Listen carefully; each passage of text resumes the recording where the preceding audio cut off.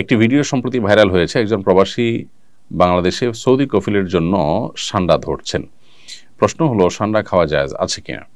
সান্ডা সাধারণত মরুভূমিতে হয়ে থাকে এবং এটি সরীসৃপ প্রজাতীয় একটি প্রাণী। দেখতে গুই সাপের মতোই অনেকটা, এই সাপের মতোই অনেকটা। এই সান্ডা, এটাকে কোরআন এবং হাদিসের ভাষায় দব বলা হয়। এখনও আরব দেশগুলোতে এটাকে দব বলা হয়।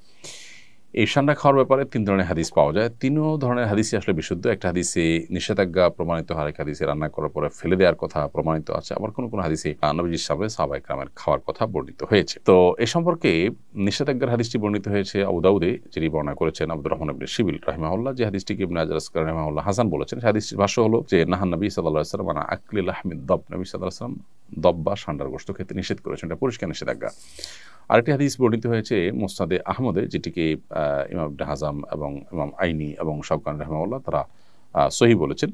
হাদিসটিতে নবী করিম সাল্লাল্লাহু আলাইহি সাল্লামের উপস্থিতিতে সাহাবায়ে কেরাম কোনো একটা জায়গায় গিয়ে সেখানে প্রচুর পরিমাণ দব দেখতে পেলেন। সেই দবগুলো তারা ধরে রান্না করেছেন। এরপর নবী করিম সাল্লাল্লাহু আলাইহি সাল্লাম বনী ইসরাঈলের একটি প্রাণী বিশেষ, যেটা আকৃতিকে বিকৃত করে দেওয়া হয়েছে শাস্তিস্বরূপ, সেটা হওয়ার আশঙ্কা নবী সাল্লাল্লাহু আলাইহি সাল্লাম করে সেটি ফেলে দিতে বললেন। সাহাবায়ে কেরাম সেটি ফেলে দিয়েছেন, পরে তারা আর খাননি। আরেকটি হাদিস বর্ণিত হয়েছে আব্দুল্লাহ ইবনে আব্বাস রাদিয়াল্লাহু তাআলা আনহু থেকে, সেটি সহিহ মুসলিমে বর্ণিত হয়েছে এবং সেখানেও দেখা যায় যে নবী করিম সাল্লাল্লাহু আলাইহি সাল্লামের সামনে সাহাবায়ে কেরাম খাবার খাচ্ছিলেন এবং সেখানে বিভিন্ন আইটেম ছিল, দব ছিল। তো অন্যরা খেয়েছেন, নবী সাল্লাল্লাহু আলাইহি সাল্লাম সেটি খাননি, পরিহার করেছেন।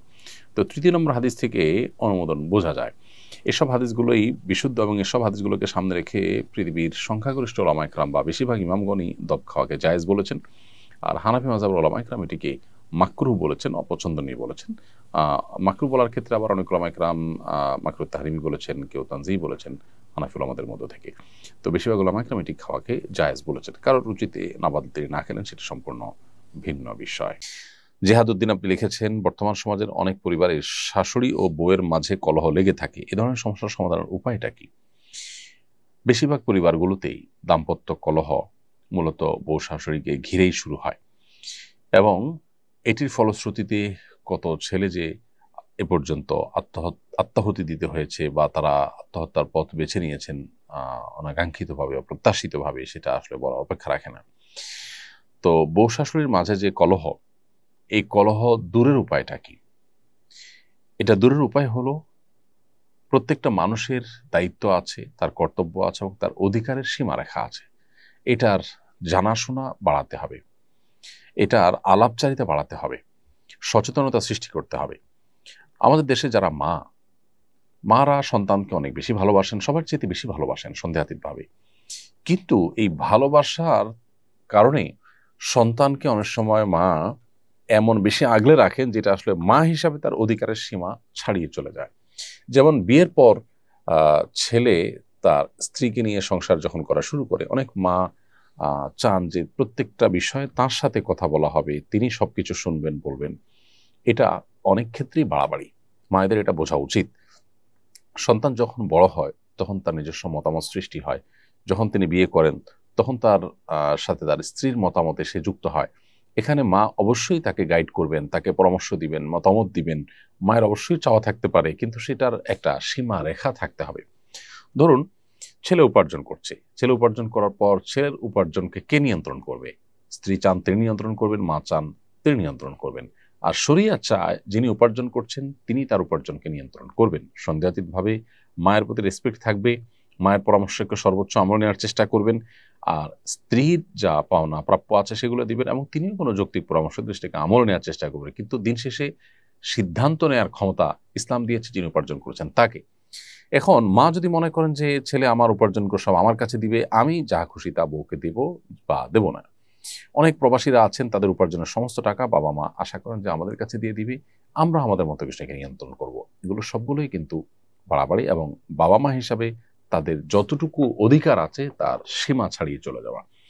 সন্তানের প্রতি বাবা মা যদি জুলুম করেন তাহলে সেক্ষেত্রে আল্লাহর কাছে কিন্তু জবাবদিহিতার মুখোমুখি হতে হবে, সে বাবা মার কিন্তু বিচার হবে। অতএব এই মাত্রা জ্ঞানটা আমাদের মধ্যে খুবই কম এবং এর কারণেই কিন্তু কলহগুলো বেশিরভাগ ক্ষেত্রে হয়ে থাকে। অতএব মা হোক বাবা হোক, তাদের যে অধিকার সেটা অবশ্যই সবার চাইতে বেশি, আল্লাহর পরে আল্লাহ রসুলের পরে সবচেয়ে বেশি অধিকার তাদের, সন্দেহ নেই। কিন্তু সেই সাথে সেটার একটা সীমা আছে। শরীয়ত একটা সীমানা দিয়েছে, সো সেই সীমাটা আমাদেরকে মেনটেন করে চলতে হবে। একই কথা স্ত্রীর ক্ষেত্রে প্রযোজ্য। আপনার স্বামী উপার্জন করে আনছেন, এখন কি করবেন না করবেন, কাকে দিবেন না দিবেন সব আপনি দেখবেন না, এটা একেবারে অযৌক্তিক কাজ। আপনার প্রাপ্য অধিকারটা পাচ্ছেন কিনা, আপনার ভরণ পোষণ যথাযথ পাচ্ছেন কিনা, মাও দেখবেন যে মারটা পাচ্ছেন কিনা। যদি নিজেরটা পান, এরপরে বাকি টাকাটা যিনি উপার্জন করছেন তার একান্ত আপনার স্বাধীন ইচ্ছা ব্যবহার করে তিনি যা খুশি করবেন, কিন্তু আপনি সেখানে শুধুমাত্র পরামর্শ দিবেন, ইনপুট দিবেন এবং দোয়া করবেন। স্ত্রীগণ যারা আছেন, যদি মনে করেন যে স্বামী ভুল পথে আছেন, তাহলে সেক্ষেত্রে আল্লাহর কাছে চোখের পানি ফেলে দোয়া করেন। আল্লাহ তো সবকিছু করতে পারেন, আপনি আপনার চেষ্টা করেন, কিন্তু এটা নিয়ে ঝগড়াঝাটি করে বাড়াবাড়ি করে মনোমালিন্য তৈরি করলে তা কারোর জন্য কল্যাণকর হয় না। অতএব এই যে আমাদের যার যার পাওনার সীমারেখা, এটা আমাদের বোঝা উচিত, এবং সেই সাথে দুনিয়া দিন শেষে এখানে আমাদের চাওয়াগুলো সব পূরণ হয়ে যাবে। আমি যা চাইবো সব আমার মন মতোই হতে হবে, না হলে আমি ডিপ্রেসড হয়ে যাব, আমি অনেক বেশি অস্থির হয়ে যাব। এটা একেবারেই একজন ইমানদারের সাথে যায় না।